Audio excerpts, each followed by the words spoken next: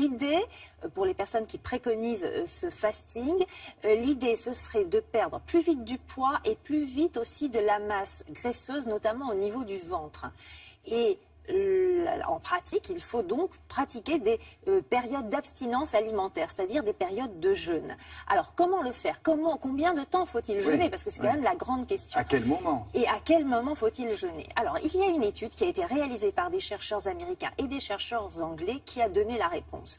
Les dernières études scientifiques ont démontré que le fasting le plus efficace, contrairement à une idée reçue, n'était pas celui de 24 heures, mais celui de 16 heures. En pratique, ça signifie quoi? Soit je m'abstiens du petit déjeuner et je me garantis qu'entre le dîner de la veille et le déjeuner du lendemain se soit écoulé exactement 16 heures et pas moins.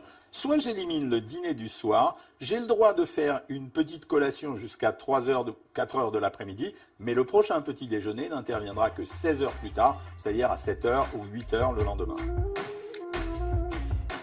Un jeûne intermittent de 16 heures n'interdit absolument pas de consommer des boissons. Il faut que ces boissons ne contiennent pas d'aliments, donc de sucre, mais on peut très bien prendre du café, du thé, de l'eau, des infusions, voire même un bouillon de légumes qui apportera beaucoup de minéraux. Des études anglo-saxonnes ont récemment démontré qu'il n'y avait pas d'impact négatif particulier sur la santé à sauter le petit déjeuner. Pour le dîner, il n'y a aucun problème dans la mesure où, à partir du moment où on prend une collation vers 3 ou 4 heures de l'après-midi, l'abstinence alimentaire, elle passe quasiment inaperçue à cause de la durée du sommeil. En pratique, le jeûne intermittent de 16 heures ne pose pas beaucoup de problèmes. On évite de le donner à des gens qui sont malades, à des gens qui prennent des traitements médicamenteux et bien entendu aux diabétiques. Sinon, pour le reste, ce n'est pas un problème.